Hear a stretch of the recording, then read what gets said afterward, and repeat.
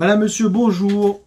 Comment se développer personnellement si tu as l'intention de t'améliorer, t'améliorer ta communication, améliorer eh bien, tes ressentis, ton fonctionnement, la relation avec ta femme, tes enfants, au travail et même dans ton activité peut-être même sportive.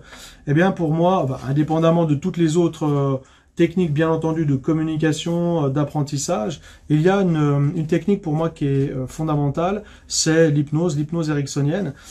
Et celle-ci va vraiment te permettre d'atteindre tes objectifs, d'améliorer tes ressentis, et même en faisant tout ça à la fois. Pas en une seule fois bien entendu, mais en quelques séances, on peut vraiment atteindre un super résultat. Alors l'idée c'est, à travers cette vidéo, je vais t'expliquer, je vais t'aider à prendre conscience que l'hypnose ericksonienne, même si tu la connais ou même si tu ne la connais pas, justement, elle va te permettre à la fois, ce qu'il faut bien que tu comprennes, c'est qu'elle va te permettre de désactiver les liens inconscients qui sont fixés dans ce que l'on appelle en thérapie, en hypnose notamment, notre réservoir de ressources. Le réservoir de ressources, c'est on dit même que c'est même dès le départ, à moins 6 mois dans le fœtus, jusqu'à environ 10-12 ans, et bien dans cette phase-là, tout ce que tu es en face de moi, tes agissements, ta façon de penser, tes comportements, ta communication, tes ressentis, l'ensemble de tout ce que tu as vécu, c'est ce qu'on appelle le réservoir de ressources, c'est l'ensemble de toutes les ressentis, l'éducation, la culture, ce que tes parents t'ont dit ou martelé ou répété, ce que tu as vécu en termes de traumatisme même peut-être, tout cela remplit ce que l'on appelle ton réservoir de ressources, à la fois à travers deux choses. Tes croyances aidantes, c'est-à-dire celles qui t'aident, ton courage par exemple, ton envie, ta motivation, ta facilité de communiquer, etc. etc. Et de l'autre côté, ce qu'on appelle les croyances limitantes, c'est-à-dire l'ensemble des sentiments qui ont été gravés en toi, par exemple la peur, l'abandon, l'injustice, la colère, la haine, etc. Et aussi tous les modèles que tu as appris, c'est-à-dire visuellement ou que tu as entendus, suivant ce que tu as vécu quand tu étais enfant. Bien entendu, ce réservoir continue aussi de se remplir tout au long de ta vie. C'est-à-dire que si à 30 ans, tu as un accident de voiture, par exemple, tu as eu le traumatisme, tu as eu une chute, tu as eu de grosses peurs, de gros dommages physiques, même mentaux, peut-être, de vraies peurs, de vrais traumatismes, ce réservoir continue de se remplir. C'est la raison pour laquelle l'hypnose ericksonienne, c'est l'outil de développement qui va te permettre de désactiver tout ça, de le travailler en profondeur. Alors, le problème, c'est que quand on fait plusieurs types de thérapies, elles sont toutes importantes. Elles ont toutes aussi leurs limites, même l'hypnose aussi. Le problème, c'est que elles sont pas forcément utilisées toujours au bon moment. Et peut-être que si on fait, des fois, on aime bien faire, je sais pas, du magnétisme ou de l'énergétique, parce que le courant passe bien avec notre thérapeute, et voilà. Donc c'est très bien. On peut l'avoir comme accompagnement. Maintenant, pourquoi, des fois, c'est ce que les gens me disent, mes clients me disent en séance, et ils me disent, Hervé, voilà, moi j'ai fait plusieurs séances, ou j'ai fait de l'EMDR, j'ai fait d'autres actions comme ça, c'est intéressant parce que ça permet de désactiver, bien entendu, mais des fois, on a les déclencheurs qui reviennent, on a des sentiments qui reviennent, donc c'est pas totalement libéré.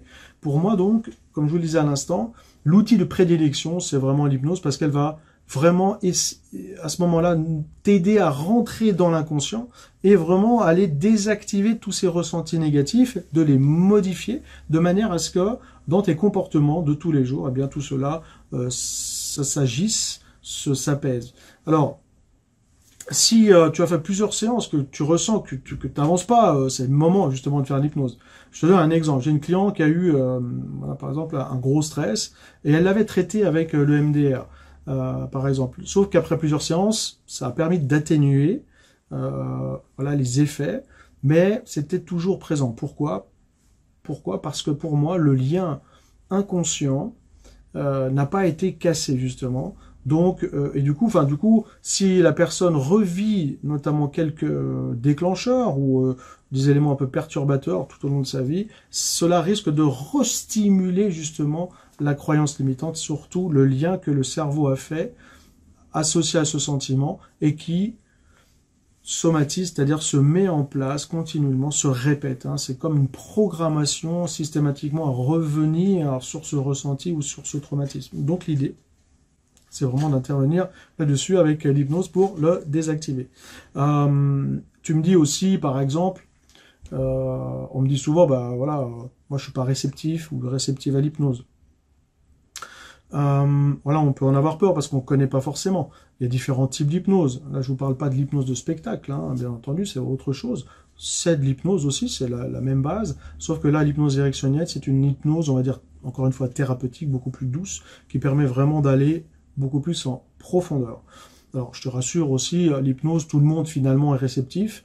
Il suffit d'en faire quelques-unes pour passer un petit peu ce qu'on appelle la barrière et puis permettre d'assagir un peu la personne. Et puis au-delà du thème que tu peux travailler dans l'hypnose, eh bien l'hypnose a cet objectif aussi, ce bénéfice d'apaiser le corps, justement de se détendre, d'apaiser l'inconscient et même d'amener un vrai soulagement, une vraie détente, une vraie récupération. Alors, pourquoi cette vidéo? Parce que l'idée, c'est qu'elle puisse t'aider à agir correctement sur toi et surtout à un moment précis. Alors, je suis qui pour te dire tout ça? Je vais me représenter si tu ne me connais pas sur ma chaîne, si tu viens d'arriver, en tout cas, bienvenue. Et en fait, je suis donc Hervé Vidal, je suis thérapeute, PNL, programmation neurolinguistique, donc je suis maître praticien. Ça me permet aussi de former les personnes en communication, en développement personnel, sur la PNL et notamment sur l'hypnose ericksonienne, où je suis aussi maître praticien. Donc ça me permet d'intervenir sur de nombreux domaines de l'ensemble de tous les traumatismes, que ce soit de l'enfance, de l'adulte, l'homme, la femme, le sportif, le manager, etc. Quel que soit l'objectif et quel que soit le ressenti. Je pratique depuis plus d'une quinzaine d'années. J'ai dû faire plus d'une 5000 séances au moins, dans des cas à la fois émotionnels, on va dire le stress, la confiance. Alors on parle beaucoup de ces termes-là. Vous voyez, par exemple, moi sur la confiance, eh bien j'interviens pas forcément en départ là-dessus. Je vais d'abord remonter à la cause avec les outils de la PNL. Alors là, c'est une analyse thérapeutique beaucoup plus profonde et pertinente et impactante.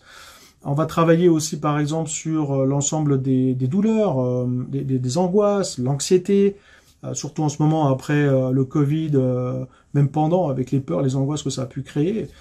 On va travailler aussi, par exemple, sur des sportifs de haut niveau, sur la performance sportive, pour désactiver une peur, désactiver ou activer une performance régulière, par exemple. On va travailler sur les sentiments, ça c'est la base aussi, mais là, pour moi, je le travaille plus sur l'analyse thérapeutique, où je vais d'abord bien analyser pendant 1 heure et quart. Hein. Je fais pas tout de suite une hypnose 10 minutes après l'accueil de la personne. C'est une vraie analyse au départ qui va permettre de mettre en évidence la croyance limitante et la désactiver. Et à toutes les notes que j'aurai prises, que l'on prend justement dans l'analyse, eh bien on les intègre dans l'hypnose, et ce qui permet d'agir beaucoup plus profondément. Et ça permet justement de désactiver les liens négatifs, les sentiments négatifs tels que la peur, l'abandon, la dévalorisation, l'injustice, les violences, les abus sexuels, la déception, les colères, etc. Et donc pour cela, je vais te donner maintenant 3 étapes pour moi qui sont extrêmement importantes, justement sur l'utilisation de cet outil fabuleux d'hypnose ericksonienne. D'abord, premier point, c'est que c'est une thérapie brève. Ça, c'est important. On n'est pas en psy. Alors ça, c'est important.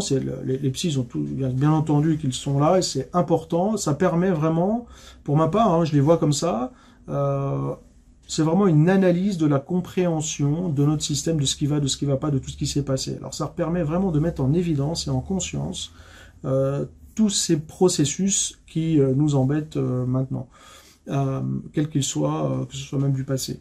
Par contre, nous, là, en hypnose, on est vraiment dans la thérapie. Thérapie veut dire une action thérapeutique sur le problème, vraiment très précis. On ne va pas y passer 25 séances. L'idée, c'est vraiment d'aller beaucoup plus rapidement et de manière impactante sur, par exemple, le sentiment négatif. Alors attention, parce que ce qu'il faut bien comprendre, c'est que dans l'hypnose, l'idée c'est qu'on a, en tant qu'hypnothérapeute, et même en tant que formateur, vous l'avez compris dans ce domaine-là, ce que je dis sur les personnes que je forme, eh bien c'est de faire maximum une dizaine de séances. C'est-à-dire, on doit avoir un objectif de résultat. D'ailleurs, si tu as déjà fait de l'hypnose ericksonienne et que ça fait 20 fois que tu vas voir ton hypnothérapeute, il faut se poser des questions. Soit c'est un manque d'efficacité, ou on tourne un petit peu autour du pot. Donc, Donc, il faut faire attention à ça, on a un objectif de résultat. Deuxièmement, l'idée, c'est que vraiment l'hypnose, ici, comme je l'ai fait, c'est vraiment d'utiliser une technique d'analyse PNL pour ensuite l'intégrer dans l'hypnose, donc vraiment pour aller dans le lien négatif et le désactiver. Alors, il y a plein de techniques dans l'hypnose, pour le désactiver, mais ça, avec la PNL notamment, et ça, je t'en reparlerai dans d'autres vidéos prochainement. Et le point 3, eh bien, puisqu'on travaille sur l'inconscient, et pour faire un travail complet, ce que je t'incite de faire, c'est vraiment aussi de faire le lien avec des thérapies corporelles, énergétiques, que ce soit avec des énergéticiens, psychoénergie, magnétisme, etc., de manière naturelle, qui vont te permettre de t'accompagner aussi sur les somatisations.